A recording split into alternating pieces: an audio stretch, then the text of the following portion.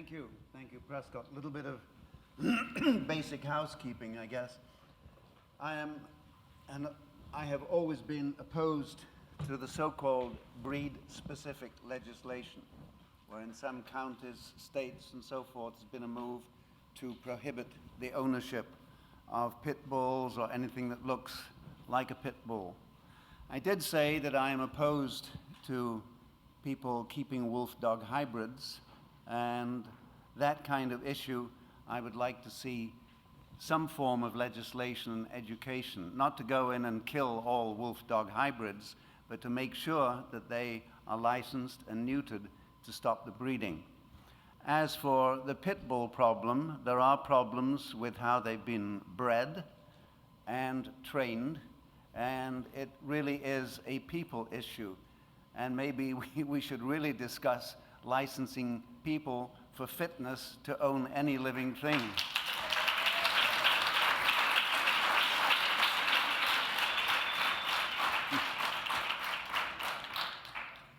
Now, I'd like to clear up one thing in my mind, at least, from what dear Clive Wynne said the other day, where he was talking about the views of Nico Tinbergen and Konrad Lorenz, and he pointed out this dichotomy between an objective approach and looking more at the subjective.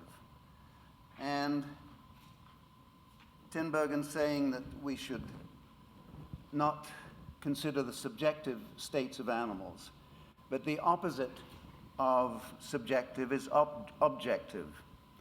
Animals are not objects until they are objectified. When they are subjects of observation, ethology, the study of their ethos or spirit, begins. As I define ethology from this perspective, it is the realm of existential phenomenology, which includes the observer effect, where the duality of objectivity and subjectivity gives way to the non-duality of a communion of subjects rather than a collection of objects. And the late Father Thomas Berry, I'm paraphrasing there, he said that the universe is not a collection of objects, it's a communion of subjects. And I think we have to take this approach towards a more empathic understanding. I'm not saying don't be impartial in your observations and in your scientific approach, but canine cognitive psychology or cognitive science is fundamentally not ethology. But it was very funny. Many years ago, when the news hit that 3 ethologists had received the Nobel Prize, a clinical experimental psychology professor in my department stopped me in the corridor and he said, "Michael, ethology is not really a science, is it?" And I quoted Nico Tinbergen, who said that when you put 2 animals together, you have an experiment. So I'd like to share with you some of the images of the animals who have come into my life and who have been my teachers. This is Dean greeting you all. He was the number 1 dog at my wife's refuge in India. You'll see a little more of him later. We all have a long history of our relationship with Canis familiaris, a symbiote, a commensal. One of the main reasons why people keep them close at night is to keep themselves warm when the fire goes out and to give warning of potential danger. This is Xylo, one of the village dogs. I like to call them not primitive dogs, but aboriginal or indigenous dogs from India. That's Batman from the same village. Great little fellow. I used a clicker for training on him, and one click, he had an absolute fear reaction and turned into jello and ran and hid under the nearest piece of furniture. Next day when I went click, click, just with my mouth, he looked at me in the most unforgiving way and avoiding me for the rest of the day. This is Benji, and you'll learn a little bit more about Benji later. He was a typical St. Louis dog that we adopted as a companion for Tiny my beloved wolf, who we took in, kept in a large enclosure with Benji after my researching social groups of wolves at our field station at Washington University came to an end. And a couple of insights about cognitive psychology. One time we were out in the park, and it was winter, and Benji went out onto the lake. He was 2/3 across the lake, and he fell through the ice. Tiny the wolf was on a long leash, and she saw what was going on, and we were yelling to Benji to come over. And Tiny was pulling on the leash, so I let her go. And she, rather than encouraging Benji to try to break through the ice and come across, she ran all the way around the lake to the other side because Benji was so much closer to the other side and indicated him to come back that way. We were telling Benji to come across the long way, and he would probably have never done it. Another time, we were out in the woods, a small stream, quite deep. Both animals crossed, went around. Tiny came back. Benji was too scared to come back. He was running up and down the other side of the stream, crying. Again, the wolf looked at him, checked out the stream, found the shallowest area, walked halfway across on the shallows, and Benji came across the shallow way. I think we can only learn, no, I won't say we can only learn, but we can learn an awful lot when animals are free in a more natural environment to reveal some of their, what I would call high-order behavior of insight and reasoning. This is Tanza from Tanzania, and you'll be meeting her again shortly, a beautiful dog. And this is the wolf Tiny. This is the cover of my book, Animals and Nature First, where I'm arguing that we need to heal our relationships with all creatures, and thanks to dogs being in people's lives, I have a connection with the rest of the life community, and the better we can see to that, enhancing that relationship, the better for all concerned. This is yours truly, visiting the beach many moons ago with my bucket and spade and meeting a dog. I was always enthralled and found it better to communicate in many ways with dogs than with my peers. An image from the Inuit Eskimos. They believe that every animal has a spirit, or an Inua, and they have a deep sense of kinship with all animals. These are cultural things. We come from a Western culture, somewhat contaminated by the monotheistic, anthropocentric concept of divinity. The indigenous peoples in this country regard animals as kin in a spiritual as well as an ecological way. This is a nice rendition of the Southwest Native American Indian expressing kinship with the totem animal, the coyote. Returning to my wife's sanctuary in India, all the dogs remember me, and there's Dean, the alpha dog, in my arms, and this is what I call the love pyramid. It's a wonderful thing to see when animals recognize and greet each other. Recognition, affection, affiliation, kinship. The greeting ritual in the wolf is a group of captive wolves around the den site. The daily greeting ritual, often finishing up with a group howl, a sense of kinship again.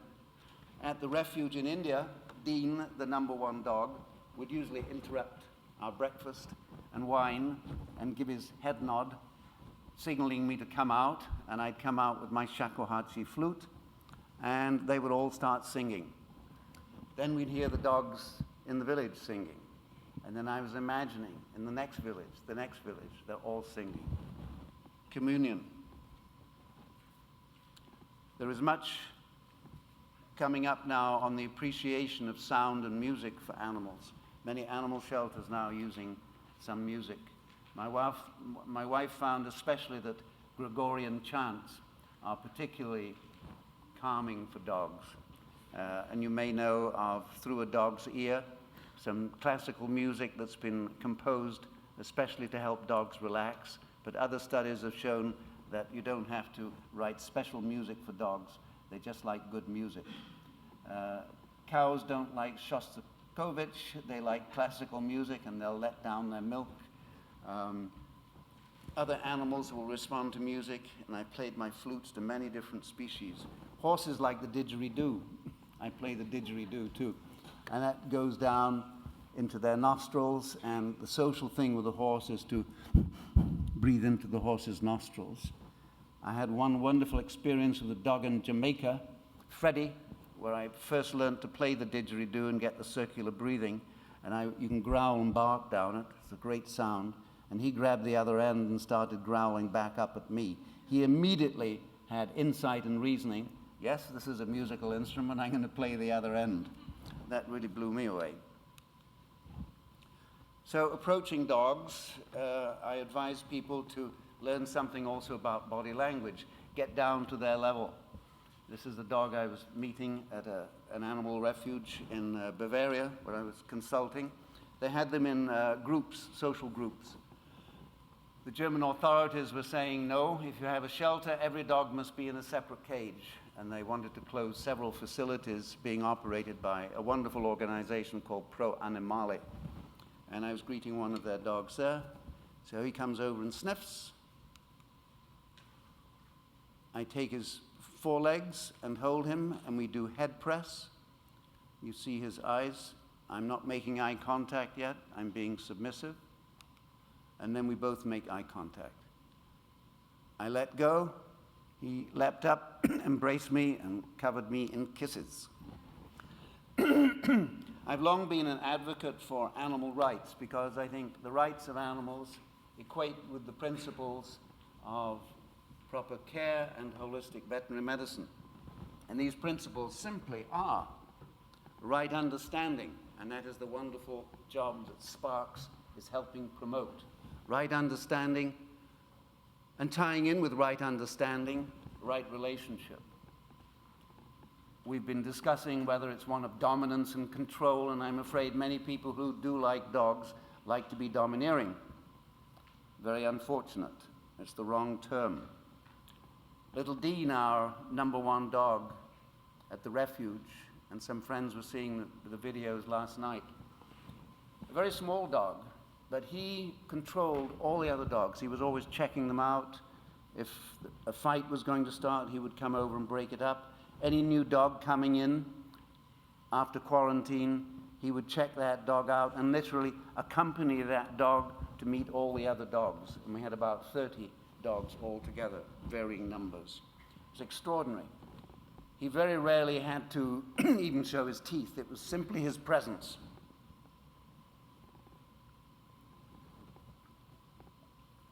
I regard such animals as animals of high regard.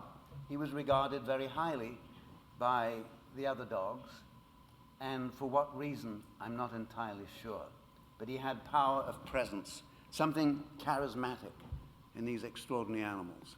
Right rearing and environment, I mentioned some of those principles during my earlier talk. Right breeding, we discussed that too.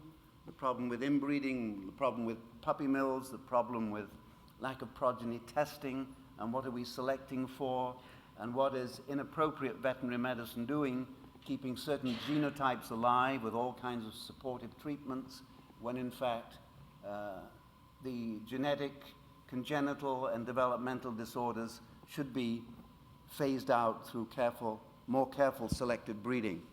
And I also discussed right nutrition. So to focus a little more on the ethology now, excuse me, frogs in my throat in hotels. My book, Understanding Your Dog, which was one of the earlier publications in this domain, was not fully appreciated by Batman. But he blew me a kiss. And when we look ethologically at the various facial expressions, we look at the alert animal, ears forwards, then when the ears start going back and the lips go back, the submissive grin, that's one line. Increasing aggression, the ears stay up, the lips go forwards, the tight mouth, and then the snarl. Then we can have a simultaneous combination of two expressions, or superimposition, if you wish. The submissive grin combined with the snarl, the more defensive aggression that you often see, especially in coyotes. They give tremendous displays of the passive, aggressive, defensive expression. We'll look at those in more detail now. But when we are studying animal behavior from the classic ethological viewpoint, we develop an ethogram, a listing of their behaviors, and little cameos of the various expressions and body postures. The point here in moving toward understanding the subjective state of the animal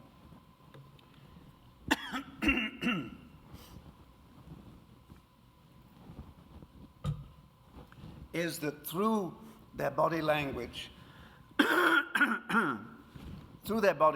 and facial expressions, they are communicating their intentions, their emotional state, and their motivational state. So we see these expressions in life now. Coyote, the subordinate, ears back, open mouth, defensive gape. The more dominant coyote, giving a small mouth, aggressive snarl. You notice here that this paw is raised. This is an intention signal that if there is further threat or advancement, that animal will then roll over. And paw raising is one very potent submissive signal in the canid family. Many years ago, I worked with a veterinarian who was doing some of the first cruciate ligament surgery. A whole other story, that is. But many of his patients would refuse to use their legs after surgery. And they would come in and they were still limping. And then I was seeing practice there, and then one came in one day and he was limping on the wrong leg. And I realized that this dog was raising his leg for sympathy. And I wrote a paper after collecting some of his data on sympathy lameness in dogs. And one veterinarian subsequently wrote in, I think this was 1962 in the veterinary record, said, well, if we're going to recognize that animals have something like conversion hysterias or sympathy lameness or psychological problems, we veterinarians are going to have to be practicing psychiatry soon. So this is really getting ridiculous. But fortunately, headway is being made in applying ethology to look at normal and abnormal behavior in animals. Wolves now, looking at these facial expressions. The alpha wolf, dominant wolf, giving the small mouth the threat, and the subordinate coming over sideways, the orientation, and the submissive grin. Now, this is my son greeting Tiny. She's about 10 years of age here. You notice here, whoops, the open mouth greeting. We call this the open mouth play face. And basically the same expression in the wolf. Can we say then, can we infer from this that this animal is probably feeling emotionally the same or very similar state of affection in this greeting as this other animal? I think we can make that kind of inference where we see very similar facial expressions. This is Tiny on the chaise lounge, and apropos of the Israeli retired paratrooper who was trying to train the desert Arabian wolves to be hunters and got a terrible slash down his arm. In all due respect, he was probably trying to control this wolf through dominance, and they don't respond to that at all. I think if he'd been trying to kiss Tiny here, he would have probably lost his face. But here we are in our evening moment. Whoops, sorry. I go forwards and give nose to nose. She gives the open mouth play face. And then when she was about 8 years of age, she developed this very unwolfy facial expression where she's baring her front teeth. And many of you with dogs know that dogs do mimic the human grin. Some breeders have told me that they have certain lineages of dogs whose puppies are more likely to be able to mimic the human grin than others. Mark Beckhoff and others have spoken about mirror neurons operating. Something is going on here that is fascinating, but it took Tiny 8 years to be able to, or to decide to, mimic the human grin. And this is Tiny's monster face. Quite terrifying with those rather large canines, and that is her invitation to me to put my arm in her jaw, and so that she can play fight. This is my wife with some of the rescue greyhounds in Germany. Post-traumatic stress syndrome dogs, as you can recognize subjectively from this expression. Beautiful creatures, but I started doing things to them, and here is this greyhound behaving very much like Tiny, wanting to engage in play fighting and giving the open mouth play face to Deanna. They were very rarely played with by the owner, whom I deeply love and respect, but she didn't seem to know how to play with them. One time I had a student babysitting my animals at home, and I called to see how things were going on, and he said, well, I really need help. They're just tearing each other apart at night. They're just fighting. I said, no, it's all right. Is there any blood? No. And there's no fur either. I said, they're just playing. A lot of people don't seem to understand how animals play or engage in it themselves. We've discussed in detail the issue of play, but those who play together stay together, and it is one of the best motivating ways to develop an animal's confidence, who is rather shy. Engaging in pool games can bring a rather shy animal out. All of this in the animal shelter situation, or dealing with animals suffering from PTSD, can help significantly. This is our Jamaican dog, Lizzie. With her ears, when she was very young, she could fly, I would tell children. And you see how beautifully they signal. Deanne is approaching. It's Mummy. This is Batman on the couch. He's getting quite old here. His range of facial expressions, I'm saying Batman. Now, tone of voice, tonality. Freud said, don't listen to what the patient is saying. Hearken to the tone of voice. Tone of voice is very important when you're communicating with animals. Much more can be said about that. Women generally are more, or animals are generally more receptive to women not because they talk more, but I think because of the tonal qualities. I would like to see more research in that domain. But I'm talking to Batman. Batman, how are you doing? Oh, no, a little defensive there. He was rather unstable, a little schizoid. But after all, he grew up. His mother was hit by a jeep in the village, and he was nursing off his dead mother when he was brought into our refuge. So he was quite traumatized. Don't get too much close. Daddy needs to clean my teeth. Uh-oh. And then he blows a kiss.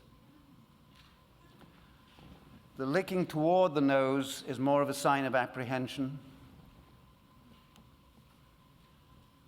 The greeting, the typical canine greeting, has been mentioned before. Wouldn't it be wonderful and if you shared your pizza orally, an oral exchange?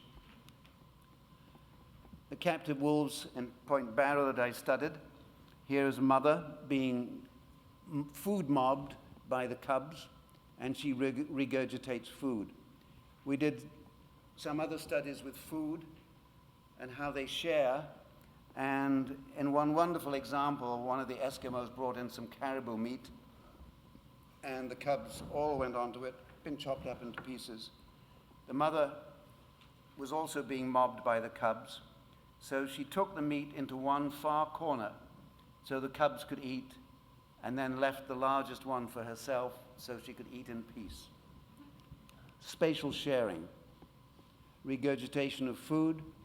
This face orientation, I believe, and that's the general consensus, that this is the evolution of the face-oriented greeting derived from infant food soliciting. And we see this kind of behavior in the adult pack. The alpha wolf is in the center here, being muzzle bitten by the others, the subordinates. And as you know from the general consensus now, that the wolf pack is really an extended family, and the alpha is mother, father, and the younger ones still tend to regress and behave in rather infantile, subordinate ways, showing their allegiance. I believe that these are displays of allegiance rather than simple dominance, hierarchy, dominance, submission. We must watch our language around the wolves and other animals. A good example here of the dynamics of this, I will call him the alpha, was just standing there minding his own business, and the subordinate wolf comes around and solicits being muzzle bitten. It's actually submitted or solicited behavior. I interpret this as not as some kind of sadomasochism within Canis lupus, but again related to this display of allegiance and also of trust, because this dominant animal could bite that muzzle off. Looking at the shelter situation, this poor dog, you can tell from the expression here, very clearly the ears back, the direct stare, defensive, aggressive snarl. Speak in a gentle voice, and threat behavior now as I approach.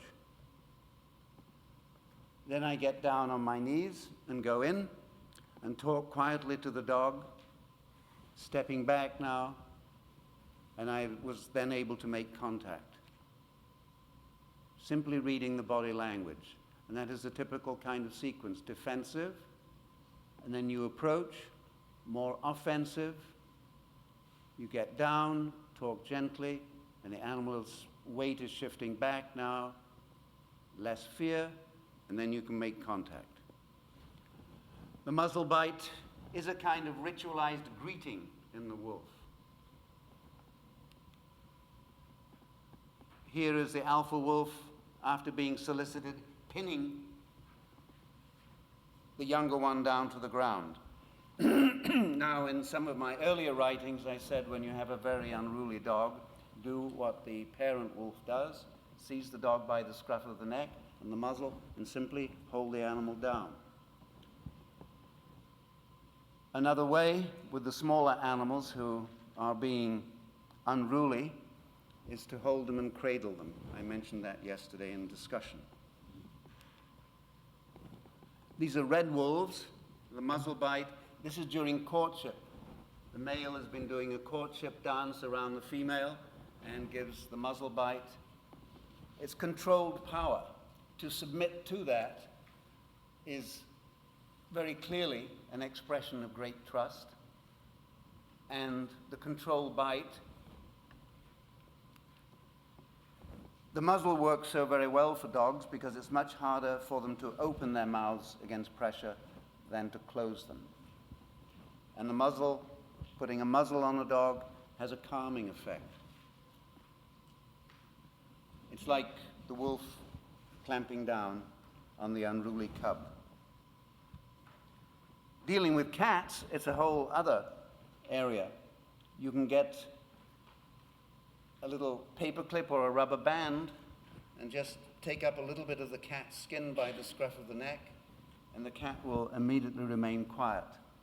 You see that naturally where the male cat will grab the female by the scruff of the neck and hold her down, and she goes into this semi-tonic immobility state, and how the kitten remains very passive when being carried by the scruff of the neck. So there are key areas in animals where they have profound behavioral, psychological effects. While we're on that little topic, you might have heard of the so-called anxiety or thunder rap for dogs, and this does work remarkably well for a lot of animals who have sound or thunder phobia. You can do it with a tight T-shirt and a bit of Velcro or duct tape. Just bind them firmly, and it helps them feel more secure. It has a calming effect. So get down, bow down. This is reciprocal greeting. We see mirroring behavior here between myself and Tiny the wolf. I'm getting lost here, running away down to the beach, but learning as I go along. And now the games that we play.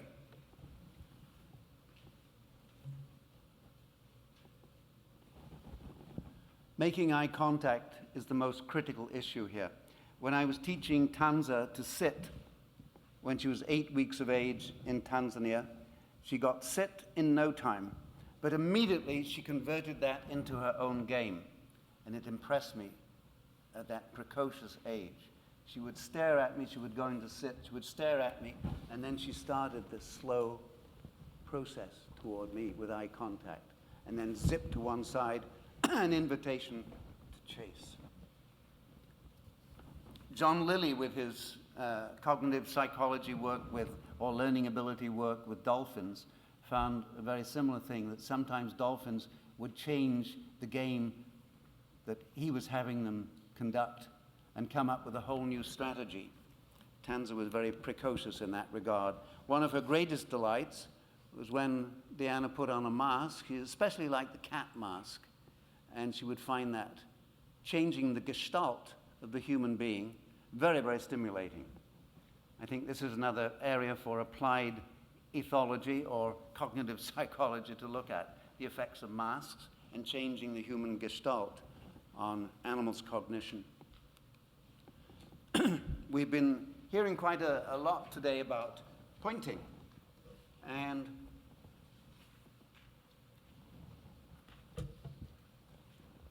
I think one critical element in pointing for various purposes for dogs must never overlook the importance of the eye contact. The eye contact has to come somewhere in that communication system. I'm intrigued by these studies where people turn away from the animal or where they are blindfolded or whatever, and of course dealing with assistance dogs for blind people. But the eyes are critically important in canine communication. How does one dog point to another?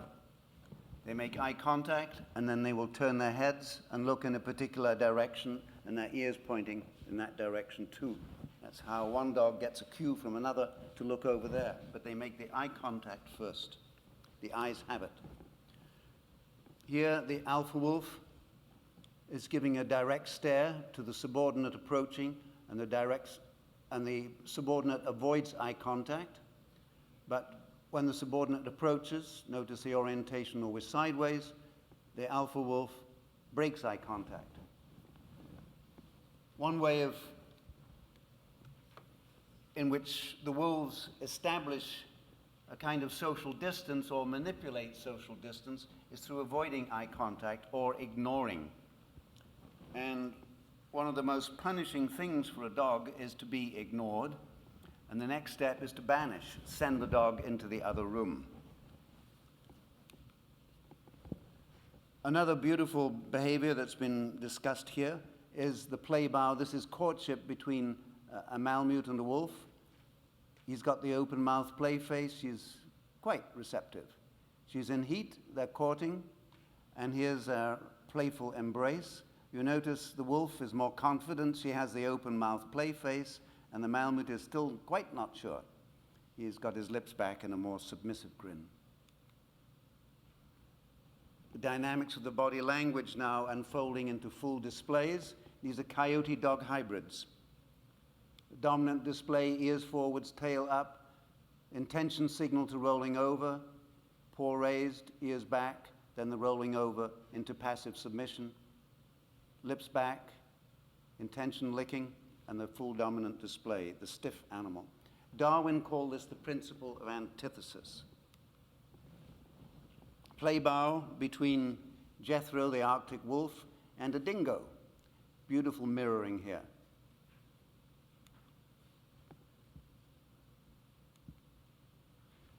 So part of the ethogram of the dog, and you all know this like the back of your hand, so I won't belabor it too much. From the alert dog, everything goes up. They're up on their toes, the hackles go up, ears, tail, and then principle of antithesis, they get smaller. Going into the play bow or going into submission. I've been intrigued by the grasping. Why do dogs hump? Humping can be in play. It's also related to sexual behavior, but is also one form of dominance or social control. Red wolves during courtship, village dogs during a temporary pack breeding. And here you see one male, notice the direct stare, threatening, keeping the others away. Paw raising, ready to roll over. A sequence here in dingoes. These are all males. Dominant clasping, rolling over into passive submission, the dominant one in full display. And then a bite on the cheek, an inhibited bite, but again a display of dominance, not a social greeting or a courtship bite, quite different in intensity. When you're relating to canids and when you're observing their behavior, see how they orient to each other, critically important. The circling, the standing, and who stands still first. And I do advise people when they're being approached by a dog simply to stand still. It's canine etiquette to stand still so that you can be sniffed. Dogs who don't stand their ground but keep moving around can get into fights. And Benji was one who often got caught in little tussles. He did not like to stand so that other dogs can sniff him, but they go through the rituals. The scent glands are around the lips. Some dogs have scent glands between their ears. Smells like flowers, extraordinary. Big question about the supracaudal tail gland. Smells like fresh hay in wolves. I've smelled a lot of dogs' tails and have not picked up any scent there. You smell the tail of an Arctic fox, and it's like the most exquisite perfume you could imagine. Again, a whole ethological question of purpose, social function, and so forth. Notice how these wolves are approaching the alpha, all sideways. To approach head-on is much more threatening, and good animal handlers instinctively approach animals sideways. Sideways approach here, soliciting alpha. This is passive submission with some defensive gape. These are the Aboriginal dogs in our village in India before we moved in and improved the health of all of them. A nice view in the park of Tanza, submission toward a dog during normal social intercourse. She didn't like to be sniffed around her rear end. She was quite defensive. Defensive, fearful expression in a coyote caught in a trap. Horror expressions of animals being injected with cyanide in India, part of the animal control. And strychnine, that is not a submissive grin, that is a dog going into a seizure. These are very serious issues globally of dealing with the overpopulation of the indigenous dogs. This is Dean, our alpha dog, at the refuge, shining, happy, always patrolling, always looking out, the great peacemaker. Dogs of high regard do have this ability. They're quite extraordinary. This is Diana with one of our earlier rescues during our time in India. Benji in the park, greeting, rolling over into submission. Part of this behavior, many dogs will approach and offer the groin, and then they'll roll over. They have scent glands in the groin area.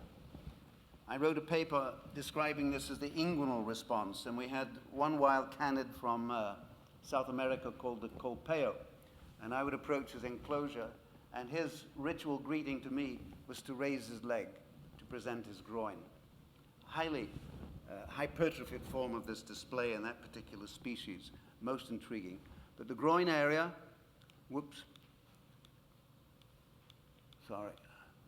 The groin area is an important area to touch in dogs. It's the equivalent of a canine handshake. Moving on, yeah, there's the Colpeo giving me his greeting. Presenting groin, sniffed, important glands there, the Colpeo with the coyote, alpha wolf giving his groin to another.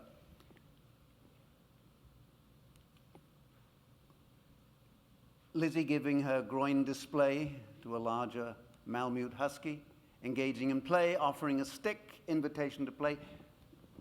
Dogs do use tools, and the stick is their social tool to solicit play with other dogs.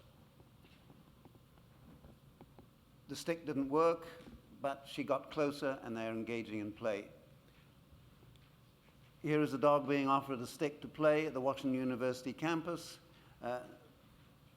This dog was not interested, but another dog was found who would engage in the stick play. Our African dog Tanza playing with Lizzie, the much larger dog just allowing herself to be attacked all over by this rambunctious little puppy. This is a marvelous aspect of play which has been discussed earlier here. Again, opening the whole arena of what is going on in the dog's mind, allowing itself to be submissive, to completely give in to this smaller, more vulnerable creature. Dynamics of play in the wolf cubs, chin rest, approach, inhibited bite, paw raising, all the dynamics that you will see in the older wolves, the scruff bite, passive submission, and standing over. The inhibited bite is, I think, one of the most significant aspects of canine behavior. Their social control. My daughter Mara playing with Tanza, she doesn't hurt. Now, some people will say, well, we should not let dogs bite children because they're going to bite harder. I think this is the dog's normal way of friendly, social, playful, affectionate interaction. Social play with tools, interspecies, get down on the ground with a nylabone, tug of war. You've seen the mask. The joy of play. We captured this moment at our refuge. The girls dancing and the dogs dancing. Interspecies play. Orphan bonnet macaques riding on Whitey. The embrace, the joy. Then we resonate deeper and we raise the entire question of empathy in animals.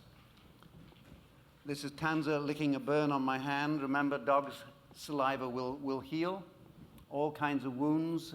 Many African villages keep the dogs not only for a cheap diaper service, but when they do have some lesions on their legs or whatever, they allow the dogs to lick them, and they get well. This is an old engraving of Lazarus the leper being healed by the dogs, or at least treated. Some dogs are more healer motivated than others. This was one of our 30 dogs who was the groomer of all the other dogs in the group. You will find this hard to credit, but this is Tanza from Africa and Lizzie from Jamaica. Lizzie developed 3 juvenile warts on her inner lip. And I noticed them one evening, and I said, well, I'm going to remove them the next evening, or the next morning. And I went down the next morning, and they were gone. And those are just the little stumps that were left. Tanza had groomed them off her. Tanza had engaged in minor surgery in her beloved canine companion. How did Lizzie stand for this? Well, one of the things, and somebody may have the answer for me here, the grooming ritual that Tanza had with Lizzie was that she would nibble off all her whiskers on her muzzle on both sides. Now, I know dogs in some dog shows and certain breeds have their whiskers removed. I don't know why, but the groomers, the breeders, the show people like to do that. But I think they need their whiskers, but this was part of the ritual, which probably enabled Tanza to be able to perform surgery. We know from animals' behavior, when they're sick, they're eating grass, the couch grass, is good for kidney problems. It is an emetic. When Tiny ate grass in the morning, you could hear it go through her entire system, and she would evacuate it within 2 to 3 minutes. The German physiologist said that that is physiologically impossible. Many animals do self-medicate. I mentioned dirt eating, I think, the other day. They're getting micronutrients, probably beneficial bacteria. There's a lot of nutritional wisdom that we need to study here. And lying on certain surfaces, either to stay cool or to keep warm, thermoregulation, a lot of interesting behavior there. We'll skip that. We'll skip that. This is Dean before. We took him into the refuge at that moment, and a while later healed. Dogs are incredible mothers. They are a symbol of motherhood par excellence. I want to close with a very brief note. One of the big controversies today is about spaying and neutering. Large breeds especially, there is a move now in some veterinary circles just to remove everything except the ovaries, because they're finding that when there's a complete panhysterectomy, you will have a lower chance, especially in the larger breeds, of bone cancer, cruciate ligament problems, hemangiosarcoma, especially in Rottweilers, incontinence, which is very common in spayed female dogs, and in many of them, food obsession. They tend to become more overweight and have problems of weakness of the hips and so on. So there is a move here to reconsider this epidemic of neutering dogs, which is far less frequent in Europe.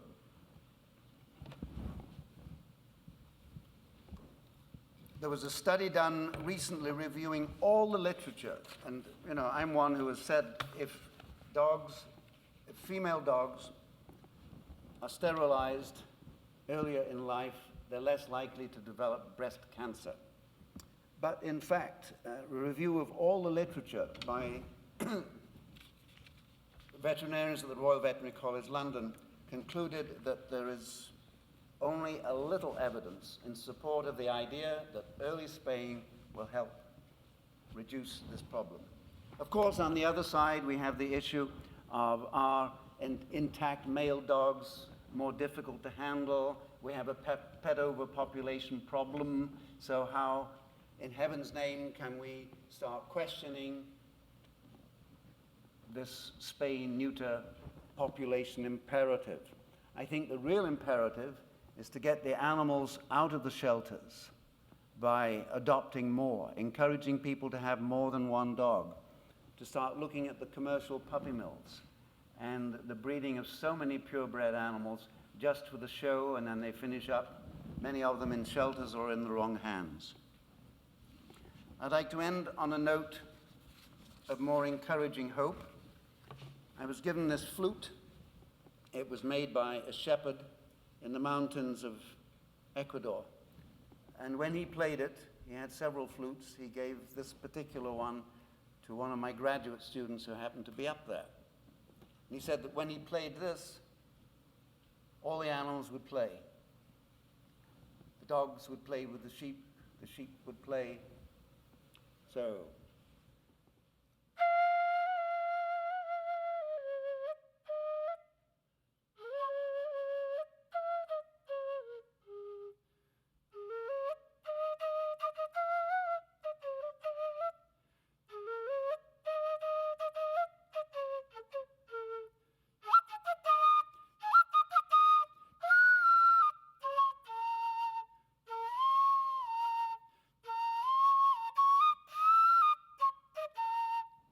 When I played my shakuhachi flute for my wolf regularly in the evening in Washington, D.C., the sky opened. I had an opera singer come and listen one time, and he said, "Your wolf is chording. She is singing 2 notes at the same time." And very few people can do that, Buddhist monks perhaps. So I think the more we appreciate our animals in every way, the more we'll be able to understand and have the kind of communion that we as human beings are able to enjoy with the rest of the life community. We've become so disconnected, so caught up in our own little bubbles. We need to burst those bubbles and reconnect. Thank you.